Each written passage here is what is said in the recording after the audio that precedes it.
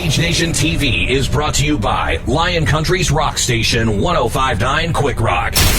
Streaming worldwide at 1059quickrock.com. Let's go. Welcome to the Cage Nation. Welcome to the Cage Nation. Welcome to the Cage Nation. No one can drop us, no one can stop us. We are the warriors, no one can top us, no one can rock us. We are the warriors, no one can drop us, no one can stop us. We are the warriors, no one can top us, no one can rock us. We are the warriors. Welcome to another episode of Cage Nation TV. I'm Drew Shannon, Albert Cameron, and our good friend Mr. Rob Lynn. Happy New Year, guys. Happy New Year. What? Happy New Year indeed. I was going to say Happy New Year. It's good to have you back. That week you were off was just... It was really good because Rob filled in. Yeah, and apparently the camera broke while I was gone. No, the camera broke decided to die. That camera went on hospice. So we went from Cage Nation TV to Cage Nation Radio, and now we're back to Cage Nation TV. Correct. Which we might end up doing Cage Nation Radio too. In the Quick Rock Studios here at 315 South Avenue, State College, on the web at www.1059qwikrock.com. And let me guess, streaming live right now. Streaming live right now. Not this program, but streaming live. Yeah, radio's going on live right now. Yep. It is. All right. So we have that established. It is established. All right, and okay, we're into the new year, 2015. Yep. 2014, of course, a great year for MMA, as you know. Yeah, it was. I thought we had our bouts. I mean, there was some good stuff that went out there. But I think 2015 in the UFC got started off in a big way. Well, I was going to say locally, regionally, nationally, MMA. Lots of news to report, of course, and we were here for it. And of course, kicking off 2015 with a bang. Oh, yeah. With local regional fighters making it to the big stage. Of course, we're talking about Cody No Love Garbrandt And Paul Felder. An incredible performance by both gentlemen in the UFC 182 prelims. We're going to talk about that coming up in just a few. Of course, the Western PA invasion of the world's most successful MMA promotion. Also on the show, John Bones Jones. We're going to talk about his win over Daniel D.C. Cormier, which Rob Lynn is not incredibly happy about. And what's next for the light heavyweight king? What are the prospects for his next fight? We'll also talk about UFC Fight Pass, picking up the treasure trove of fight libraries. Is it another nail in the antitrust coffin? Quite possibly. No. Well, we'll talk about there. I'm going to disagree with Rob, and I think it's going to make for a good discussion, because when him and I disagree on things, it's usually pretty entertaining to listen to. Mr. Moderator, And I think he does this on purpose. I believe he does, because he likes doing shows that are over an hour and a half long. How about it? There was a time where I was going to do a segment called "I'm going to disagree with Rob Lynn on purpose." See, I leave for a week or two. Yeah. And you guys do a show that's an hour and a half long with no video. I'm back to keep things in line here. Fair Segment. Well, that was technical difficulty. What happened there, and we had to fly by the seat of our pants to get it on, to get it going, Right. To get something out there. I think that we could have put some pictures up with that, just random, whatever, even memes or something, You know where you can get those? Where we could have gotten some of those pictures from? Where? Our sponsor coming up next on Cage Nation TV. Stick around.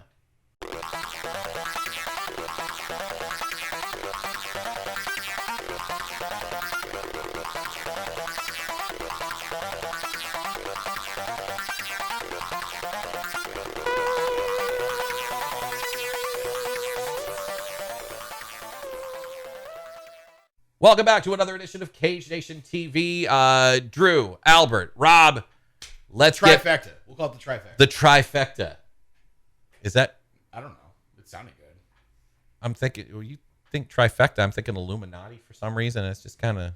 I think trifecta, Ladbrokes, the gambling place up in Johnstown that closed down. You'd bet on your horses, you bet your numbers, and I trifecta box.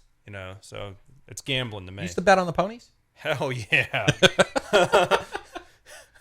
We're learning stuff about each other here on Cage Nation TV. We're learning. We're growing. We're becoming a cohesive unit here. I apparently can't speak and think after being off for a week and a half. You guys can't get cameras to function, and Albert is Rob, and I can't decipher which one of you two is who.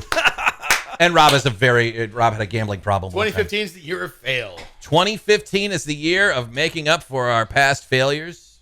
That's why Mike Kessling isn't with us. He does suck, doesn't he? No. We love you, Kess. We're just busting. I do like him. He's a good guy. All right. Let us get into this right now. Of course, 2014, a successful year for local, regional promotions in the Pennsylvania area. And of course, 2015 on tap to be another great year, especially when you've got local guys, regional guys, making it to the big stage in the UFC. Talking about Cody Garbrandt, Cody No Love Garbrandt, and Paul Felder. So, what did you guys think of the fights? What one do you want to talk about first? Let's start. You know what? Let's start off with Cody No Love Garbrandt. I thought Cody had an incredible opening round. I thought that I used the term, he looked dangerous and comfortable, and I think I need to elaborate on that a little bit.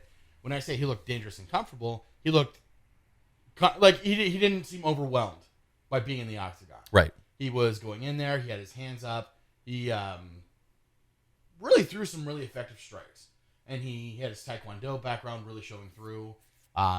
He just looked like he was ready for UFC competition, and he definitely won the first round. In my eyes, I mean, I don't judge. Well, you see, there you go. I just learned something. I didn't even know he had a Taekwondo background.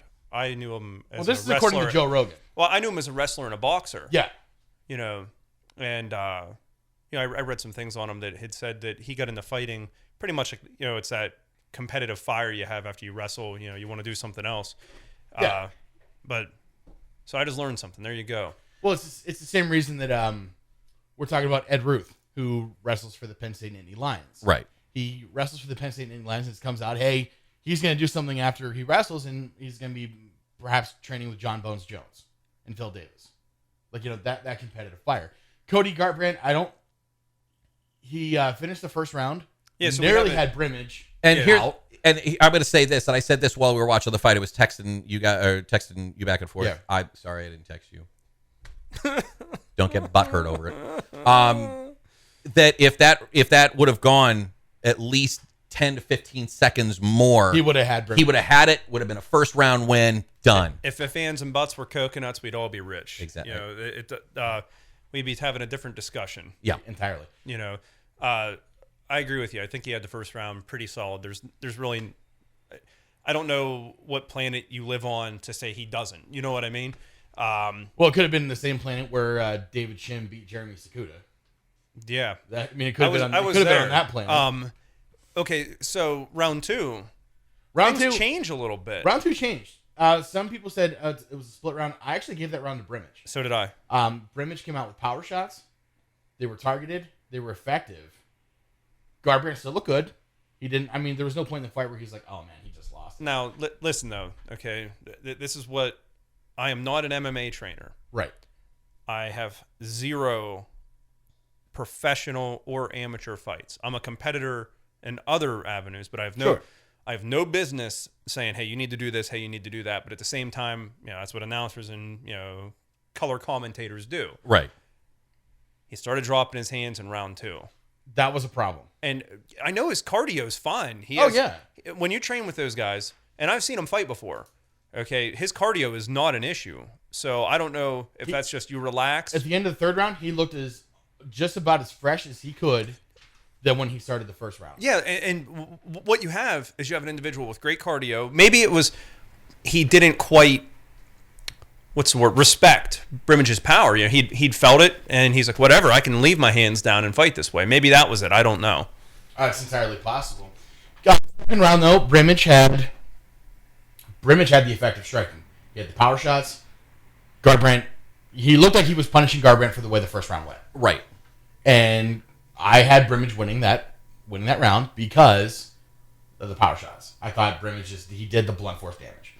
I also think that Garbrandt was losing the third round up until the point where he knocked Brimage out. Well, okay, what are we saying? Are we saying the very, very end, or are we saying, because in my mind, Brimage won round two. Yeah.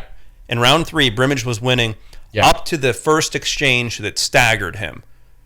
Had the fight not ended, and let's just say Brimage does not get KO'd. Okay. He just receives these strikes. Okay, so he weathers the storm. He finishes the fight. He is still attached to consciousness.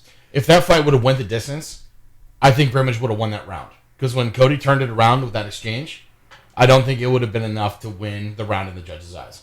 It has to be. It has to be because you have to go by effective striking, octagon control, and damage. Damage plays a good part of it. And no longer is defense to be considered an attribute in deciding a score. Okay. Because defense is the reward in itself. If I attempt to armbar someone and they defend the armbar, they don't get points for defending the armbar. I get points for being the aggressor, for applying the submission. Okay. Their points are they defended.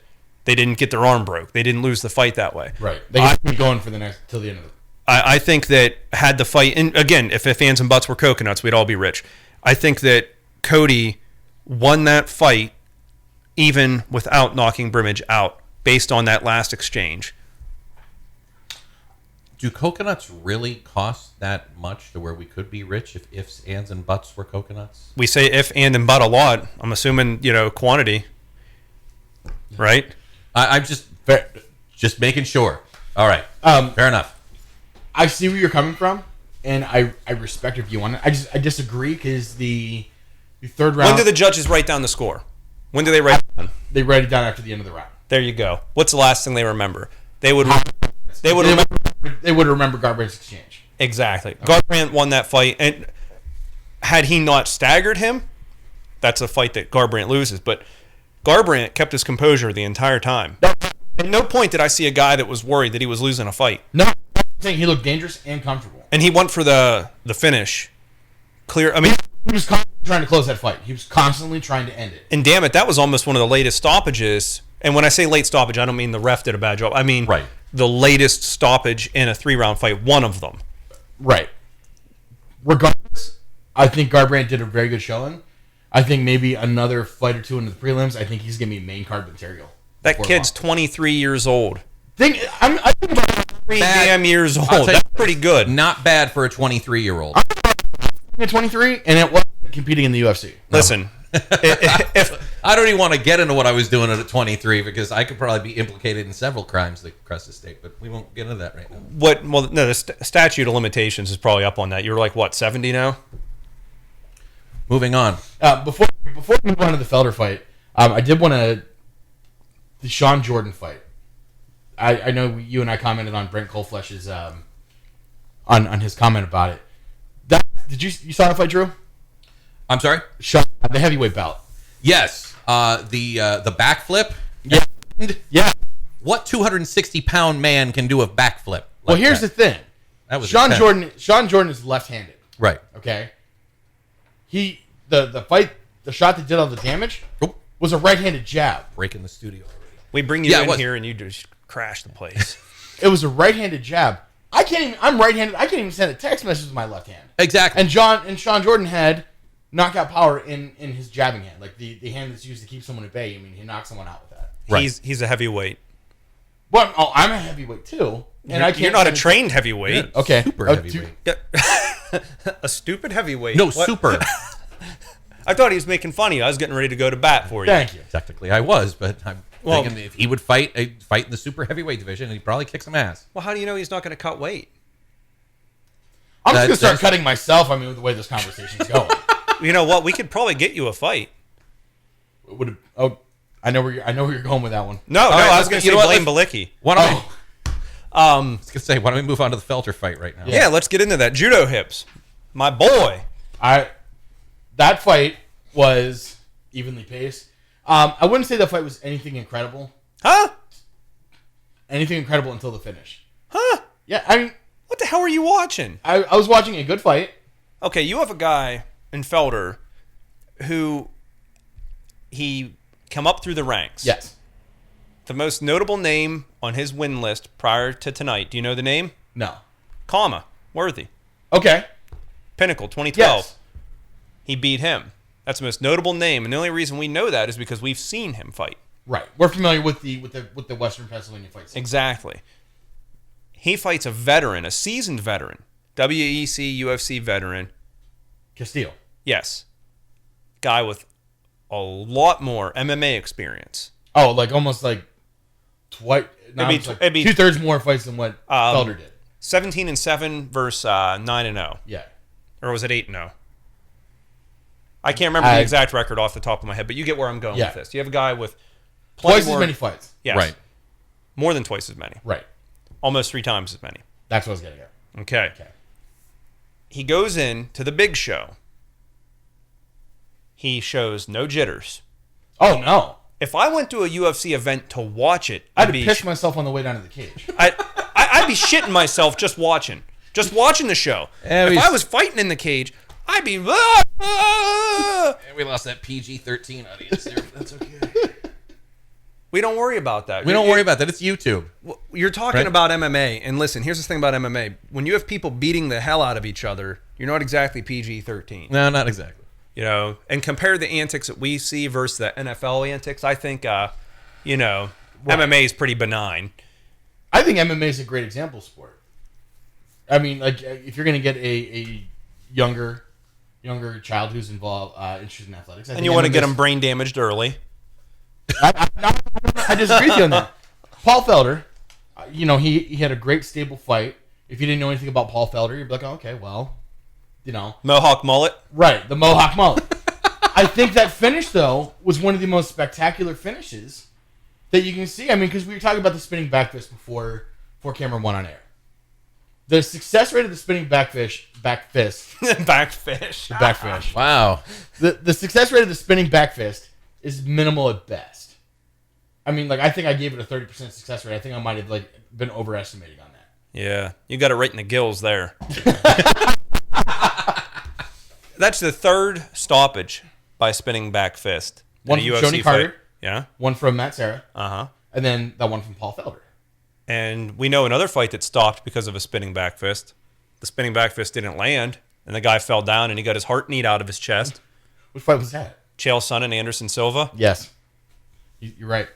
But I'm saying, okay, like, I said that if you had 10 guys throwing spinning back fists, 3 of them might have landed correctly. Because, I mean, the spinning back fist is not a calculated move. It's meant for raw power. And yeah, talk to Danny Castillo about what it's meant for. Right. Well, I'm saying, like, and here's the beauty thing about replays. Replays they're slowed down. Like, you can actually see the technique executed in a time like you can actually fathom it. I don't believe you. When that spinning back fist landed, it came out of nowhere. Yeah.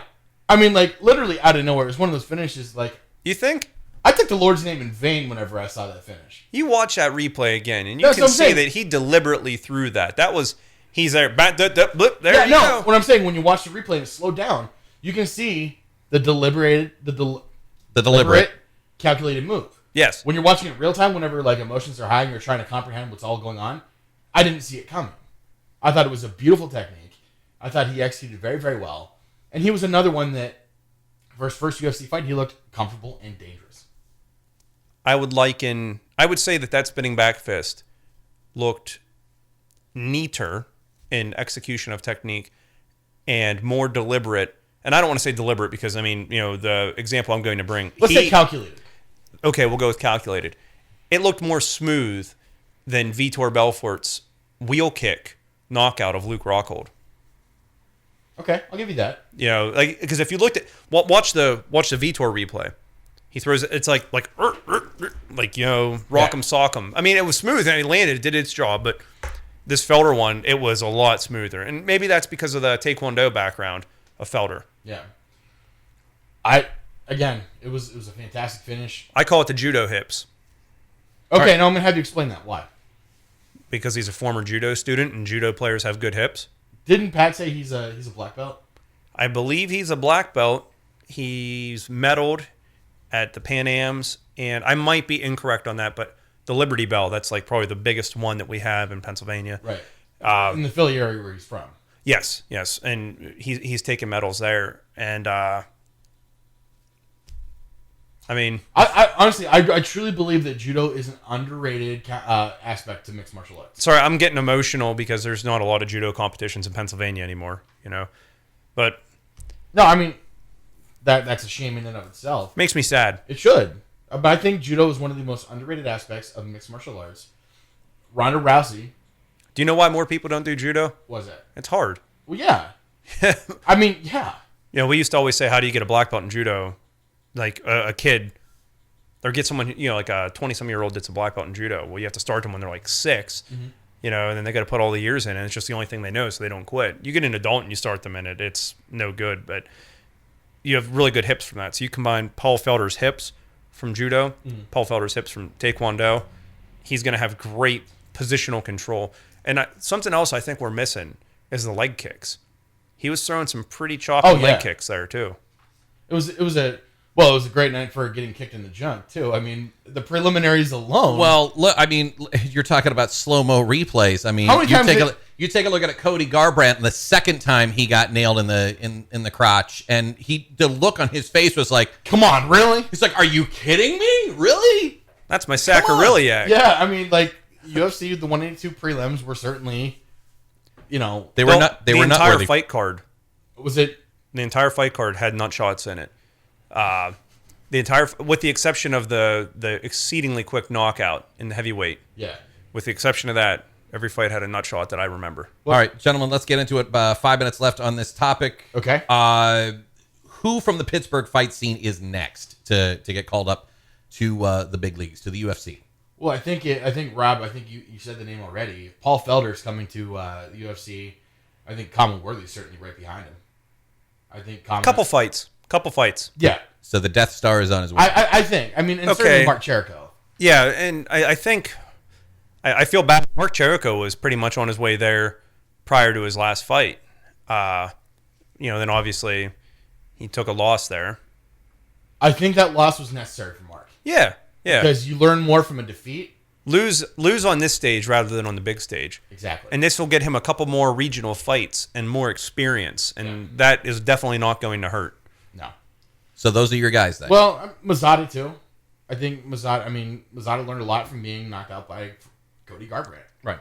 And I think if his last fight wouldn't have fell through, and I think he gets another couple like main event at the regional level, I think he's certainly UFC worthy. Maybe not in the immediate future, but I think Mike Wilkins has a future in the UFC coming up. And that was going to be my next statement, was Wilkins, because he's very, very talented. Very talented. And I think that what this tells you is that the regional scene in Pennsylvania is pretty powerful, because we're churning out some really good dudes. Oh, we are. I mean, the Western Pennsylvania fight scene, we are invading the UFC slowly but surely. Well, include the Eastern Pennsylvania scene too, as well. We're including Felder in the conversation. Yeah. Oh yeah. Pennsylvania, we're putting out good guys. But you think about like what makes you UFC ready? Obviously having like the guys to stand up and do what you need to do on a moment's notice, and that's Mike Wilkins taking the main event at North Shores Rise to Power 7. That was one of the things that impressed me the most. All right. What are the next matchups for Garbrandt, Dempsey, Felder, guys like that? Who do you see them taking on in 2015 and beyond? I think Garbrandt is it's a little unfortunate for Garbrandt that he fights in the bantamweight division, considering that the figurehead of Team Alpha Male is Uriah Faber, and Uriah Faber, of course, it's the pecking order. When it comes to title shots, I mean, Garbrandt almost has to wait for Uriah Faber to either step aside or. I say Garbrandt should hit the weight room, put on a couple pounds of lean muscle, go to 45. Yeah, move up, because here's the thing: you got, Faber's the guy of that division. You hit the nail on the head there. Well, and TJ Dillashaw being and here's the thing, and this is what I don't get. Okay, I'm going to go on a side tangent real quick here. How the hell does Uriah Faber fight for the belt so many times? Like, varied divisions, just, he's in another title fight. Oh, he's in another title fight. Well, the thing about the dark days of MMA, Uriah Faber was the capstone bantamweight. Whenever, whenever King of the Cage was the only one promoting bantamweight fights, he was the king. And I mean, and you think about it, like he hasn't been having gimme fights. He did finish a fight with 2 broken hands. Garbrandt's, they're saying Garbrandt's hands might be broken. Right. Yeah. That's they did state that at the end of the fight. What about Mizugaki? Yep. That might be. Well, no, Mizugaki's coming off a loss though, and Dominic's out, blew another ACL. Yep. As far as Dempsey goes, I mean, we got a minute and a half. So Uncle Dana knows more about it than I do, but I really think that Dempsey needs to go down to middleweight. Yes. Not cut to welterweight. Yes. Because when he fought Altifi looked huge. He looked like Hillier. Yeah. Holy hell. But then again, Illier's a huge, huge dude. But I agree with you. I think he needs to be at 185. And then who do you put him with at 185? That's. I mean, you think like you need the mechanics of it. His body type is middleweight. Once he gets there and he gets comfortable, then you talk about pecking order and who he fights. Okay, I'd agree with that. Yeah, you're going to have to give him a couple of the couple of the guys like him that just entered the UFC. A couple tune-up fights. Yeah, well, I don't want to call him tune-up because what are you saying? Are you saying the other guy's just a stepping stone, and he's a bitch? Acclimation fights, then. Getting used to the division. No, you have two guys that, give him another guy that started out in the division and is doing the same thing as him. They're trying to carve their way down the road. Like CM Punk. You know what? I'd fight CM Punk. All right, you know what? 30 seconds. Anybody else that you see for any of these three? Just shut a name out. I would say that Felder should fight Drew Shannon. I agree, too. Just because I'm keeping you on time. Yeah. Well, if we really wanted to, we would just keep going, and you really wouldn't stop Albert. You've already established he's a heavyweight, and he has knockout power in both hands. Yeah, but this is my studio. He is very territorial I will about take this. my ball, and I will go home. We'll just keep talking without you. He'll start peeing over this room entirely. This is mine. Coming up next. Like how a cat pisses all over everything. All right, coming up next, we're going to talk about John Bones Jones. He is the king. Won his fight. Daniel Cormier. What's next, and who can stop him? Who is the individual that will defeat John Bones Alexander Jones? Gustafsson already did it. We'll get into that and more next. You're watching Cage Nation TV live from the Quick Rock Studios here in State College. Stick around. Thought Opera Records. Independent music. From our amps to your ears. Welcome back to Cage Station TV here in the Quick Rock Studios. Quick Rock, of course, streaming online at 1059QWIKRock.com. Drew Shannon, Albert Cameron, Rob Lynn. We are back. Happy New Year, everyone. And, of course, 2014, as we've been talking about, started off with a bang. UFC 182. 2015 started off with a 2015. bang. Can we start over? Yeah, go ahead. Let's do that again. All right. Oh, he's keeping us on fucking time, but when he screws up, I'll piss all over my studio. Piss all over your mom. I didn't even start the... That comes off of your fucking time, not ours. You need to lay off the video. You have a problem. What? What video? 5, What 4, video? 3. Your Japanese funnel man, whatever, with the shit face spuged in the butter. The sticky situation. That's 2 videos. Oh, is that 2 videos? Yeah. Oh, I'm so sorry. Don't hold the funnel. Okay. All right. In 5, 4, 3, 2. Boop. Welcome back to Cage Station TV. Drew Shannon, Albert Cameron, Rob Lynn. Of course, 2015 kicking off with a bang at UFC 182, as we have been talking about. Of course, the main event, and one that has received a lot of hype at the end of 2014 going into this year, was the main event, John Bones Jones versus DC Daniel Cormier. Obviously the press conference in Vegas, legendary now. I haven't seen that kind of brouhaha at a press conference since Tito and Ken. And Beat you into I'm gonna beat you into a living death. I think a lot of people went on record as saying that it was a complete WWE type. A lot of people went on record saying that they felt it was staged, that there wasn't any actual animosity or heat, that they were just building up to build the fight. No one got hit with a sledgehammer, so if you would have seen that fight, if you saw that fight last night, that was completely untrue. That those guys did have a deep-seated rivalry, and like that. I know that, but they were both professionals at the end of the day, and they Oh, really? With the whole when he won the fight? No, he did get the DX crush. No, Jones is a piece I missed that part. Yeah, he's a real piece of shit. And then I think he has a box full of rocks upstairs too. He's at the end of the fight saying, "Oh, see that? I took him down like 5 times, and he didn't take me down at all." And and I get it. Jones won the fight. He won that fight decidedly. I didn't honestly even see how Cormier came out with a round. When they said 49-46, I couldn't believe it, because I thought in my mind that Jones won, and I don't like Jones. Right. And I need to quantify that statement. I dislike Jones's character. Then again, I'm not paying for characters, I'm paying for fights. Right. As an athlete, holy hell is that man gifted. He threw like an up inside crescent kick early into the fight that I'm like, what? You know, and the moves he does, he moves in a way that eye pokes you, but no, he moves in a way that is just different. You know, he's so hard to emulate, and it's like Corey Hill. It's the long limbs, the slender frame. No, it's even better. Think? It's even better than Corey Hill. John Jones, all the hype they gave you about John Jones, how they say he is the guy. That hype is true. I mean, you think about it. And he's even holding Alexander's belt very well for him. John Jones, Gustafsson aside, John Jones is the most substantial and significant light heavyweight champion we've had since Chuck Liddell. I think he has the third longest winning streak in the UFC right now, too. I mean, like... Or no. I think he actually has... He's tied for one of the longest, and I think it's the longest in light heavyweight history. That's not taken away from Rashad Evans or Rampage Jackson or Randy Couture, but I'm saying, like, when MMA came into the forefront, Ultimate Fighter era, Chuck Liddell was a substantial light heavyweight champion, and he was taking heads. He was headhunting. John Jones is the most substantial champion we've had since Liddell. Yeah, and I would agree with that, but the whole, like, Jones, just at the end of the fight, it makes me dislike him even more. And he didn't get a fine for that. You don't have to. He's not going to. He didn't touch him. He made a gesture at him. I've seen people do worse and not get in any trouble.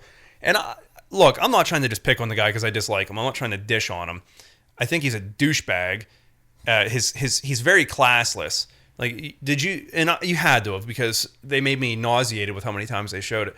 The video where Jones and Cormier are sitting and they're being interviewed. And separately, now this is after the press conference. And then, can you hear me, John? And they were talking smack through the And then Jones is like, "I whooped your ass. I whooped." Oh, no, not that one. I'm sorry. I'm talking about a different clip. But at this one, Jones is like, "Oh, I'm so nice and I'm an angel." Da, da, da, da, da. And then when he thinks he's not being recorded, they tell him he's being recorded. Yeah, and he's like, it's like, you guys realize this is live, right? And he's like, what? What do you mean? When you say live, what do you mean? I wish they wouldn't have ever told him, because he would have said some more dumb shit, and it just would have been great. And what I loved was he says, so they can use this? Yeah. And, like, well, yeah, they can use it. And then you have Dana White saying, oh, well, you need to embrace being the heel. Dana, I'm sorry, I don't think Jones is smart enough to embrace being the heel.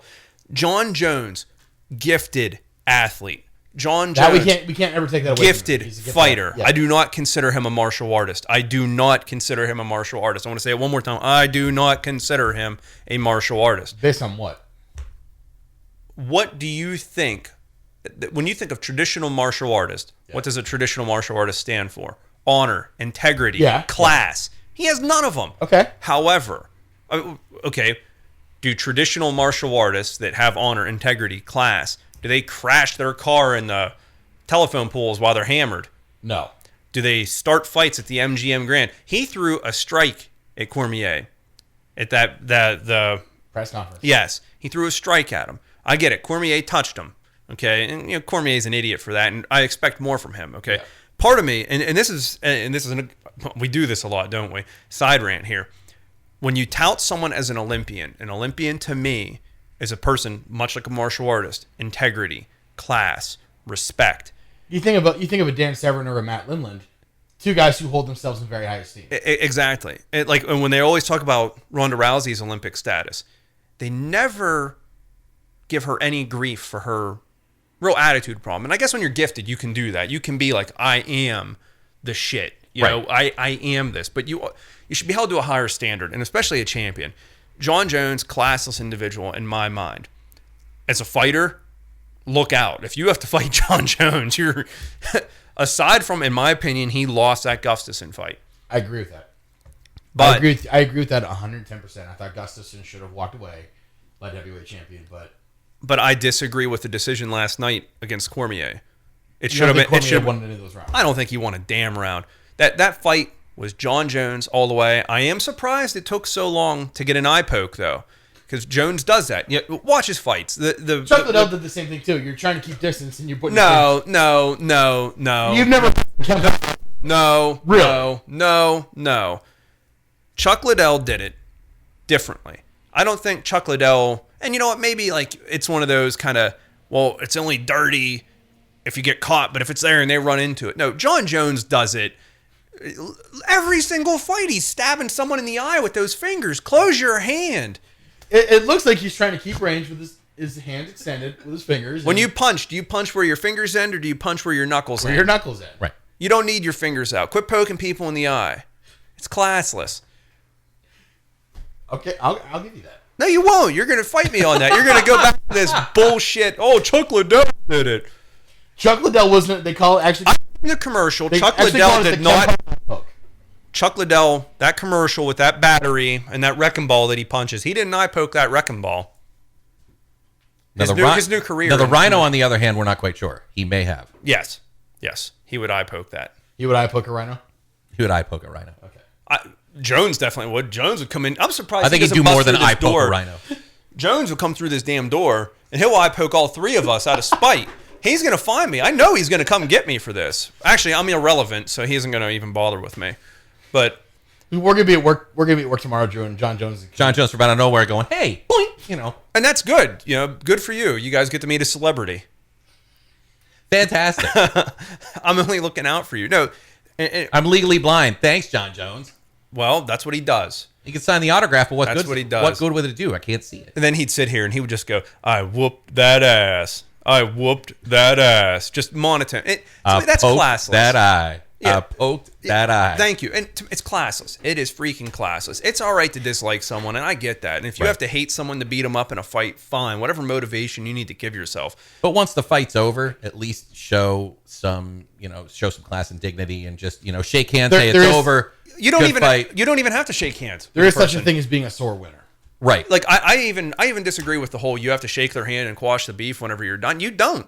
You can be like, I absolutely hate this guy. I think he's an a-hole, and if I could fight him again, I would fight him again, and I'd beat the hell out of him every time. I don't think he owes him anything after the fight. He doesn't have to go, hey, let's put it away now. We like each other. No, he can be like, I see you out in the street. I'm going to flip you the bird or whatever. But as a martial artist, he needs to hold himself to a higher standard. Just, hey, I beat him, whatever, I'm walking away. We got to talk about something else with this, though. The whole John Jones fake and everything. When he went before the Athletic Commission and he was talking about the altercation at the MGM Grand, I lost one of my big sponsors out of the deal. Didn't that turn out to be a lie? Did you hear about that? No. That Nike deal was already going away. Really? Yeah, they had already negotiated that they were going to part ways. It was only after that they're like, hey, it might even be a good time now. He didn't lose that deal because of anything that happened with Cormier. That was just icing on the cake of a deal that was already going away. Look it up. Interesting. Yeah, Jones Well, this comes around that did it have anything to do with Reebok being one of the UFC sponsors now? probably. Okay, if I wouldn't want Or, if it was sponsor me, someone who has to wear Reebok stuff to the gym Right. every night. if it was me, I would just be thinking it's because John's an asshole. But, that's not to take away from his fighting. So DC couldn't get the job done last night. He did get the best takedown of the fight. The question is, what's next for John Jones, and who is going to be able to stop him? I want him to go first with this because I don't want him to just disagree with me for good commentary. I think if there's an order, If he's going to disagree with you, he's going to have a damn good reason. I think if there's a pecking order of people who could take out John Jones, number one, Alexander Gustafsson. Okay. He already did. Okay, what I'm saying, like on books, I think Gustafsson could do it. I don't know if Daniel Cormier could get the job done in a rematch No. because I think he was that outclassed in their fight last night, and I think Glover Teixeira might be. No. You don't think? No, I saw that first fight. I saw the first I think one. I'm going to disagree. I'm going to say I think Glover Teixeira could be a dark horse in that pecking order. Nope. Okay, well, who Okay. are you picked? And I shouldn't have interrupted you like that. I apologize. I was classless. That was very John Jones of me. If I had to say who's getting the job done, you have to look at the next fight that's on the horizon for that division. The next one in my mind that matters, and do you know what that one is? It's Anthony Johnson, Alexander Gustafsson. Yeah, which I disagree with that because I don't think Rumble Johnson needs to be in that high profile of a fight. Why not? After coming back? Why not? Let him. If he beats Gustafsson, all right. I don't see him beating Gustafsson. Neither do I, but if it happens, then you give him a shot at John Jones. Now, personally, I think that, every single person that John Jones has fought has been better technically better, if you want to say. And I'm not saying that they are better. I'm saying look at the wrestling accolades of DC. Okay, look at all his fights leading up. Everyone's like, oh, well, John Jones has never faced an opponent of this caliber before. Right. They say that every time, and it's true with John Jones. He is fighting the murderer's row of people. This isn't the dark days of the middleweight division when the fighters were like, well, you have a fat Travis Lutter that can't make weight and he's going to gas out, and when Rich Franklin was really a class above everyone. Yeah. This isn't the dark days of the UFC when the competition isn't as fierce. Jones is fighting badass people. Speaking of the dark days of MMA, I just watched the Ultimate One the other day, and Keith Hackney was a part of the Ultimate One. That made me chuckle. Remember that? You remember that video when he took off his sunglasses? Yeah, sun never sets on a badass. Just put that out there. But, okay, so in my mind, Alexander Gustafsson, he needs to win this fight with Rumble, not take a lot of damage. And that's a real problem because Rumble, he's a heavyweight. That's all there is to it. He's a damn heavyweight. Well, same thing with Johnny Hendricks being a light heavyweight and cutting the welterweight. Well, that's another discussion. I'll talk to you about that. But Anthony Johnson, he has the speed, the athleticism, the knockout power, the strength. I don't know if Jones has faced anyone as physically strong as Anthony Johnson. Okay. DC may have had like that core strength that you get from years of wrestling and years in the weight room and the years of training. But really, and DC was heavyweight champion for Strikeforce. Yeah. Oh, DC is no slouch. Okay. None at all. I think that really ought to say more about what Jones is capable of. Yeah. Don't let any of my Jones hate let you think that he's not a good fighter. Because here's the thing. It's like sports rivalries. If the team that you were mad at wasn't good, you wouldn't be mad at them. They wouldn't matter. Like the Baltimore Ravens. Whoop, whoop. They made me some money last night. The same money that, well, actually, I lost more on Cormier. But anyway. But I did win on a scratch-off ticket. And my wife got it for me. So, and let me get this straight here, Kenny Rogers, because you are the gambler. Cormier was the odds-on favorite to win, right? No. Oh, he wasn't? No. He was the underdog. And that's why when I bet on fights, I usually bet the underdog. And yeah, you don't bet more than you have. And if you have a problem with gambling, there's the PA Gambling Helpline. And Felder were both underdogs last night, too. We got to go back. Gustafsson. Yeah. If Gustafsson makes it through Johnson with no damage, you're going to see the same fight with Jones. Only this time, you're going to see Gustafsson do more takedowns, do more damage from top control, land more strikes. The reason that John Jones was apprehensive about saying, like, I won that fight, he doesn't get the next shot, blah, blah, blah, blah, blah. Did you see Jones' face when he was done with that fight? He looked like he just had his ass kicked. Yeah, and he knows. Think about this. It's smart money. If you can fight other people that you have a better chance of beating, that's a higher win purse because you're the champion. That's higher sponsorship money because you're the champion. He knows Gustafsson's coming for him, and he knows Gustafsson's hungry. But then again, you need to look at statistics. How often do the champions win the rematch? How often does that take place? I'm not going to tell you. You don't deserve to know if you don't already know. Thank you, Rob Lynn. I remember it from boxing, not from MMA. Okay. So, and I truthfully don't know what the statistic is for MMA. So that's what I think. And I think that if Johnson ends up beating Gustafsson, I think you're going to see Johnson get thrown into that title shot. And if Johnson makes weight and he lands with one of those cinder blocks on his hands, I think you might see Rumble Johnson be the next light heavyweight champion. But what about Rampage Jackson? UFC.com /fighters /weight class /light heavyweight. There's a list of 47 individuals, including guys who are retired, that could whoop Rampage's ass.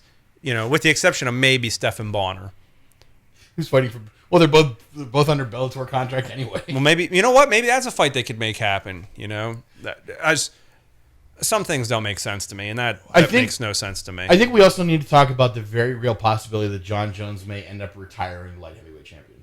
You know what? That would probably be the best thing for him, because I guarantee you he has more money than any of the other people in that I bet he's division one of the right now. highest paid guys on the. He has to be. roster right He's a draw because you either watch him because you love him or you watch him because you want to see him get his ass kicked. now. Same thing with Ronda Rousey. That's why we pay. We either pay to watch her pay-per-views because we love her, or she's gonna get her ass kicked. Or like me, you pay to watch her because, she's judo and I like judo. I don't like her attitude, though. I really don't. That attitude's more attractive on a Diaz.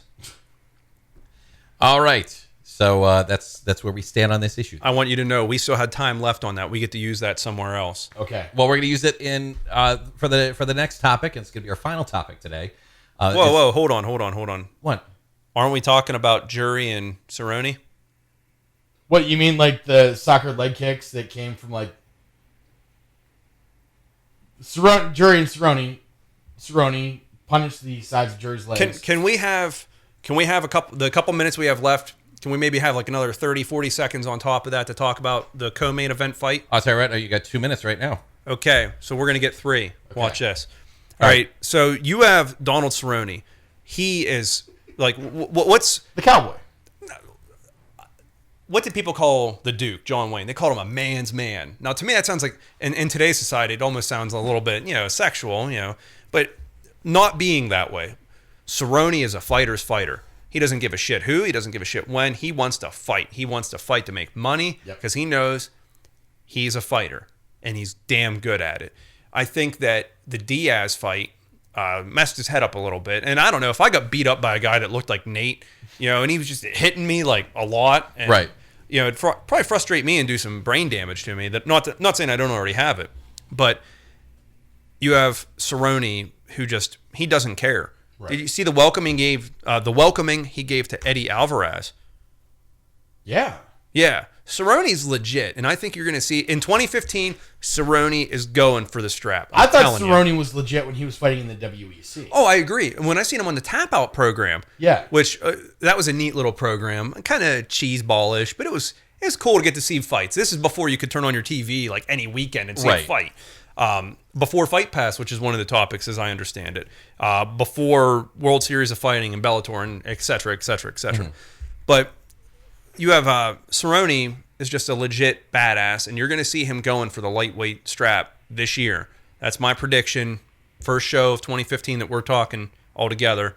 Cerrone's going for the belt. Okay. Miles Jury comes in. I'm all ready to go. I'm a big boy now. Cerrone does dangerous things, and I don't do dangerous things because I'm a fighter, and I don't want to get hurt before a fight because that's how I earn my money, and that's great if Cerrone can do it. Miles Jury got spanked last night. Miles Jury, I can't strike with him. I'm going to take him down. Oh, shit, he's on my back. He's going to submit me. And then you have Cerrone, and I love the going from the back. You're working for the choke, then rolling for the armbar last couple seconds because, hey, you're going to lose position if you don't get the submission. But if you get the submission last couple seconds of the round, and he had already solidified that he had won that round handedly. When Jury was on his back and Cerrone started throwing leg kicks, Cerrone was kicking Miles Jury like Jury had just got done sleeping with his sister. Yeah, it was like field goal punting him because... I haven't seen kicks like that since Pride. Well, you know why he was so mad? Why? He was mad because Jury was talking all this smack before the fight. Oh, I'll fight him. I'll be right in his face. I'm going to engage. I'm going to do this. I'm going to do that. And what happens? He runs from Cerrone. I mean, I'd run from Cerrone too. But, he must have been watching the Caleb Starnes training method. Well, exactly. And now that the video is going, how did that go? Wait, it was... Oh, I can't remember how he did it. Oh, it was this. That's what Nate Quarry did. That was what he did. But... So you had Jury who really had an opportunity to step up against a contender because that's in my mind. Cerrone's a contender. He had a chance to step up, and he didn't. He failed miserably. And if I was Uncle Dana, I'd be calling Jury up and I'd be saying, "Look, you mother, do you want to be a fighter or not?" Tell everyone at Bellator I said hi. I wouldn't turf him yet. Okay. I wouldn't turf him yet. He has more stock than Rampage because I just think so highly of Rampage. Okay, thank you. So all right, yeah, time's up. Yeah, look at that on time. And in my mind, the co-main event, even though Cerrone was pissed off that he didn't get the fight, the co-main event was better than the main event. All right, we're gonna take a break. Are we gonna? No, we're just gonna go. I don't think we have a break lined up, so we're just gonna take a break though. We're gonna take a break. All right, we're gonna take a break. Stick around. We're gonna talk about UFC Fight Pass coming up next in the first Cage Nation TV of 2015. Stick around.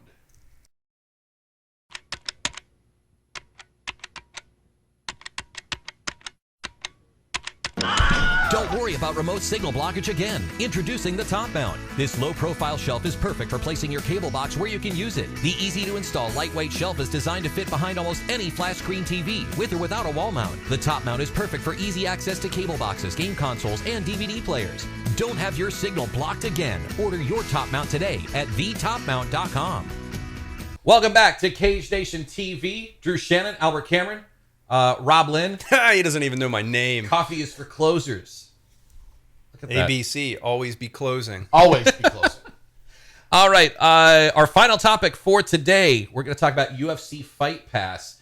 And recently, as at the time of this taping last night, Yeah. it was announced that the UFC was picking up more video libraries from quite a number of fight promotions. Right now on UFC Fight Pass, they've got UFC, every UFC event you can watch on replay, including Fight Nights and Ultimate Fighter finales. Including Gustafsson beating John Yes. Jones.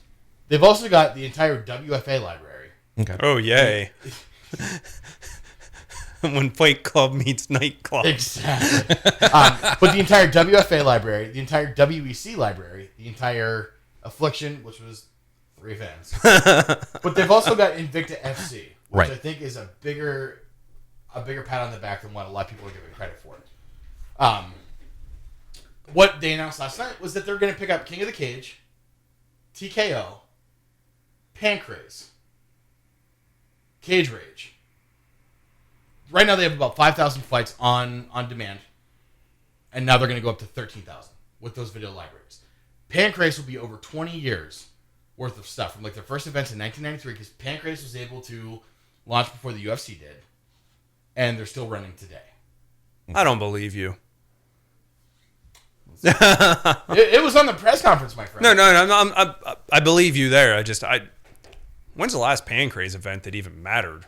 It's been a while. I think since Marquardt was king of Pancrase. And that was that was 10, 12 years ago. Yeah. Back when the Steelers were good? No, the reason I'm excited about the Pancrase library being on Fight Pass was because, their shoot wrestling stuff was interesting to watch. Ken Shamrock, Frank Shamrock, Boss Rutan, Tiger White, Maurice Smith. There was a lot of good stuff back in the early 90s of Pancrase. I'm looking forward to watching. I want to do some slap fighting, too. I'm sure you do.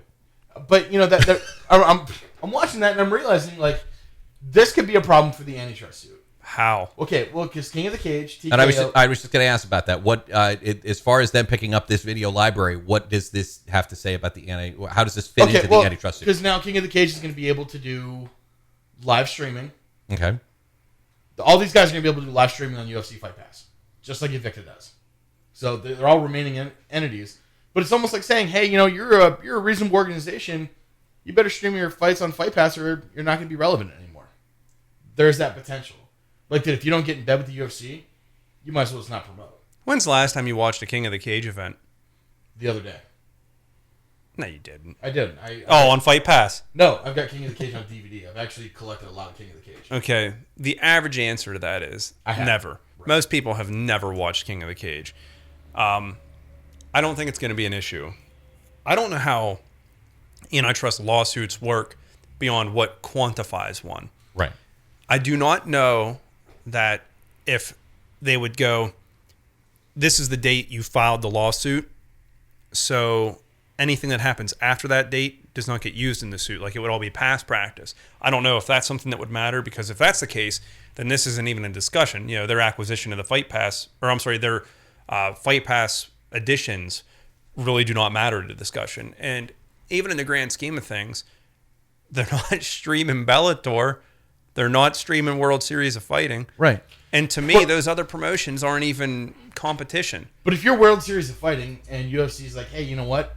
Why don't you come stream on Fight Pass and you'll get a kickback for it? Wouldn't it make more sense to try to get in bed with the UFC Fight Pass than would be to try to fight your own cable deal? Well, hell yeah, it would behoove them to do it. That's just smart business. Okay, that's what I'm saying. That could be an argument that... How? What did they do wrong? If I'm Pinnacle FC or I'm Gladiators of the Cage and UFC says, hey, you know what, we want to put your events on Fight Pass, or you can try to fight it on your own, I would get in bed with UFC. Yeah. So, if you're on the other side of the UFC negotiating table for the antitrust lawsuit, it could be like, hey, UFC's incentivizing. How are they incentivizing? They're just offering their product to the other people in the market. I'm saying it makes it better. At this point, if the UFC is willing to pay you for your library, Yes. and put a global machine behind your events getting streamed, which is going to reach 165 countries, Yes. that's worth more than trying to build it on your own at this point. Yes. Okay. If you're the one promotion the UFC doesn't want to work with, what do you do? If UFC is going to put that kind of power behind all your competition, if UFC says, hey, you know what, we're going to work with Pinnacle but not Gladiators of the Cage, what chance does Gladiators of the Cage have at that point? Not a very good one, but here's the thing. That doesn't constitute antitrust. I'm saying it could be one of the aspects of. No. I vehemently disagree upon that. And because all they're doing is they're offering, okay, if the UFC is monopolizing everything, and they're saying to these people, we will show your product, and this is what's important, your product on our network that we've built. You get the UFC brand exposure. And if right now, if the UFC just cleaned house, if they fired every fighter, if they fired everyone in management, if they fired every staffer, if all you got when you bought the UFC were no contracts, but you got the name, that brand is worth something. That brand is worth as much as they have in monetary assets. I'd be willing to bet money on it. So you have the UFC coming to you and saying, hey, you can stream your product on our network, your product. And that's the perfect delineation. They're not saying this is a UFC product. They're saying this is a King of the Cage product brought to you by the UFC. That's the difference. I don't think it's antitrust. I would agree with you, but I'm saying like the argument could be made by a bad lawyer. But, we've had this discussion ad nauseum about the UFC's lawyers. That's very true. They're just better. They are just better. They are. Well, did you see the paycheck that they got? Oh, what's the guy's name? The law firm they decided to go with. I did have this on the tip of my tongue. I know that he looks like Michael Bolton from Office Space, the lawyer. Oh, I thought you meant the... No, we've all seen Office Space, and if you yeah. have not seen Office Space, you need to get out there and see it. That's a side tangent. By the way, hi, we're all talking to you now. Yeah. As opposed to like having our heads turned. I think that what you have, if you look at the legal fees this law firm generated and some of their other antitrust cases, we're talking in the millions. And when I say like in the millions, I don't mean 1.5, 2 million. We're talking like 50 million in legal fees. These are good lawyers. They make things disappear. They make lawsuits go away. Right. They make problems go away. The antitrust is it's diaper rash on the baby's bum. The law firm is the cream that is going to remedy that, and that's that. Okay. On the other side of that, though, I think the UFC Fight Pass picking up all this different MMA is fantastic. Yes. Now, do you like to watch old MMA? Yes. You're one of the few fans. I do. I mean... No, seriously. Now, wait, you wouldn't pay money to watch some of the stuff that, like a classic fight back in the day that you enjoyed watching at that time? I have the DVDs, but why wouldn't I pay money for saying, that? But like, I'm saying not a lot of people do. But this opens up a whole new, The history of mixed martial arts in North America is right there. Oh, yeah. Right. I'm not saying it's a bad thing at all. No, I'm saying like that's what I enjoy about it. Yeah. You're just saying that you wouldn't plunk down the money for it because that's not your thing. I got to give them money every month to do that. I just shelled out, $60 last night for a pay-per-view. I'm going to shell out $60 for the Silva pay-per-view. Now, here's a question. I'm not made of money, brother. Okay, now here's a question though, concerned with the UFC Fight Pass and the pay-per-views. Now, WWE Network, $9.99 a month. Right. Every month they give their pay-per-view on the network. You're paying essentially $9.99 a month for that pay-per-view. I would sign up for Fight Pass right now. Now, if UFC did this, would that hurt their business in the long run because they're not getting that $60 per month? Or would that help them with more subscribers? I've actually thought about this. And the UFC is doing something brilliant. They're making big fights Fight Pass exclusive. Okay. That you have to get Fight Pass to see some of these. I think Gustafson's fought on a couple Fight Pass exclusive ones. And on top of that, you still get the pay-per-views. When I got Fight Pass, it was worth it because of the history that's there. Like I spent hours last night going through the search function, and that's why he wouldn't text us back. Pretty much. I mean, like I got texted. I was searching old fights and stuff. I mean, like there was some beauties on there, like Travis Fulton versus Dan Severn. When are you ever going to see Travis Fulton associated with anything with Zuffa? You're not. Right. Until like they went and bought those old libraries, and like that is that nostalgia that I really enjoyed. That's what made it worth it to me. How many fights does Fulton have now? Like 300? Isn't he the MMA fighter with the most? He's approaching 150 if he doesn't have it all. No, he has more than 150. Now he's looking it up. No, so he's going to look that up. So let's talk about Fight Pass. I think that, okay, do you think that would be a benefit to them then? Absolutely. If they would include because, I mean, they could make Fight Pass $15 a month, and I'd pay that. Because it's not news that the WWE did take a huge hit when they offered pay-per-views on their service. Cable companies dropped out. Dish, both Dish and DirecTV said, we're not airing pay-per-views anymore from the WWE. We're done. And to me, that's foolish on the cable network's part, and I get what they're angry about. Oh, well, you're taking away people that would buy from us, so we're going to lose a cut of the money. But with the WWE, you have a product that, even though I don't enjoy it, it is a popular product. It's a very popular product. They would still make money on pay-per-views. The UFC could even charge more. They could even say $20 a month. UFC Fight Pass, you get all the pay-per-views. Right. Think about it. If I buy 2 pay-per-views this month, $50, $60, it comes out to about $60 after the cable company racks you for their taxes and everything. Exactly. So you figure $120 a month this month for 2 pay-per-views. Now, the average fan isn't going to go, I'm going to buy both these pay-per-views. And I struggled with it clear up until when I ordered the fight. I ordered the fight at like $9.57, I believe it was. Okay. I wasn't sure if I was even going to order it. I'm texting my buddy saying, do you think I should order it? And I watched the prelims, that were aired, and I'm like, the prelims were pretty solid.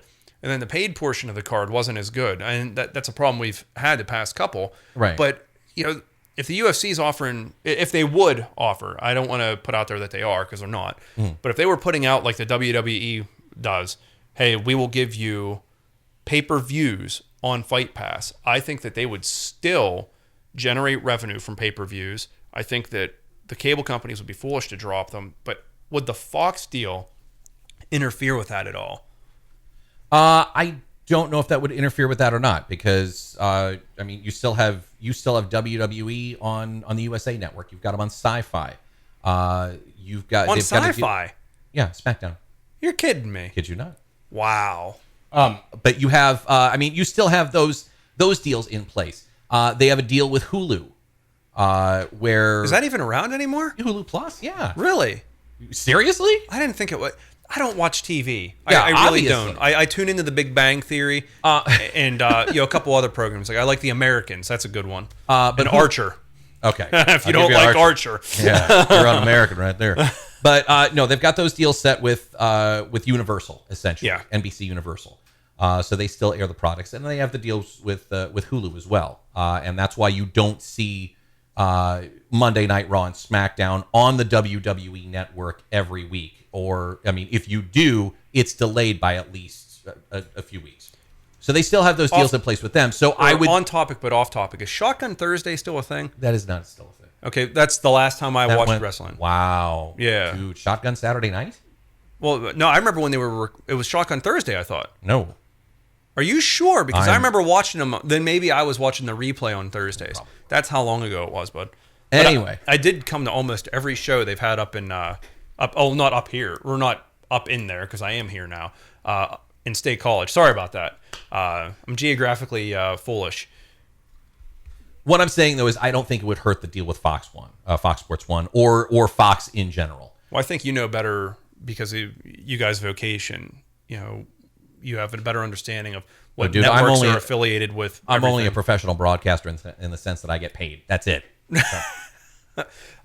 No, what I mean is you guys probably know more about how networks interact than I would. You more or less. The I UFC don't. Fight Pass air like the complete season of The Ultimate Fighter, the last season.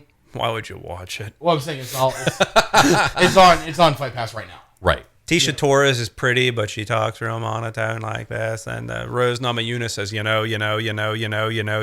And that's why you have a mute button on your television. Oh, man. I don't even... I'd rather listen to my wife watch the Gilmore Girls. I'm glad you and I share that pain. because my wife watches the Gilmore Girls. Oh, I'm gonna get in trouble for that. But Yep, you're in trouble. yeah, I'm in trouble. I'm But, kind of. My wife's on season 7 right now. I'm kind of into it. I hope Rory ditches Logan, and I hope that I'd like to have, Lorelai a gets quick with Luke. moment for Rob Lynn's masculinity. Hey, she listens to it on her iPad, and I oh, it's the moment. All right, so bottom line is UFC Fight Pass, they pick up the libraries. Good or bad? For the fans, it's a great thing. Okay, yeah, I would say. Albert, your opinion, good or bad? I'm totally stoked about it. I'm trying to figure out how I'm going to watch each one of those fights. Is it available on tablets? Is it available on... Oh, yeah. Okay, well I've got it on my cell phone. Your office is out there. Oh, wait a second. You're going to be hitting the road, too. Yeah, I've got my... So, yeah, it's going to be difficult. I mean, on the computer, on my cell phone, on my TV at home. Like, I've got the Roku. It's on Chromecast. Wow. And I signed up for, like, the 1 year advance, and, like, it comes out to be, like, $7.99 a month. Oh wow, that's a deal. Or But I had to pay for the whole thing up front. Oh no. Right. Yeah, well, there you go. So, it's good stuff. I'm looking forward to it. All right. Rob, good or bad? It's a good thing.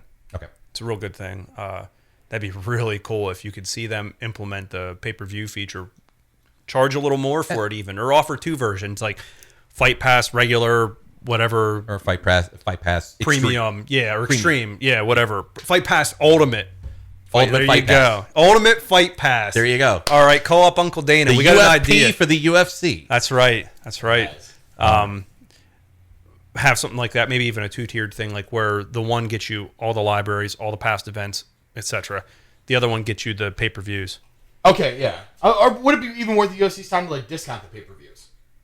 Like, you're signing up pay-per-views, so instead of paying, like, $60 for a pay-per-view, pay $30. How would you keep track of that, though? Because you get it through your Fight Pass. Oh, you're getting it through the Fight You Pass. can actually pay for it through your Fight Pass. Ugh. All right.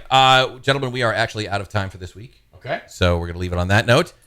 On that note, we're going to wrap up, and we will talk to you again, next week? We'll see you next week. We'll get together again in the Quick Rock Studios here at State College. Another episode of Cage Nation TV in the books. What do we have on tap for next week, Albert? Do we have anything? I have no idea. I'll probably figure it out the morning that we're going to be shooting. We'll be sitting here talking about it. All right. We have no idea what's coming up, but it'll be good. And when we do that, you'll see it. And for all of us here, real quick, I want to do one thing before we wrap up. What? New Year's resolutions for Cage Nation TV. High carb diet.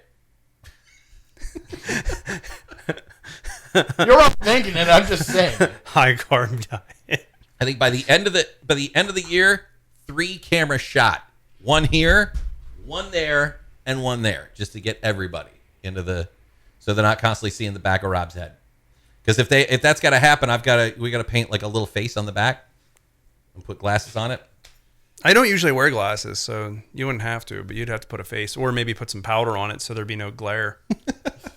You know what I mean? It's a shame. Maybe my New Year's resolution will be to grow some hair. Maybe you should just wear a If you hat. figured it out, can you let me know how you do it? Oh, dude, if I do, we'll make some money. Happy New Year, everybody. We will talk to you next week. Drew Shannon, Albert Cameron, Rob Lynn for Cage Nation TV. So long, everybody.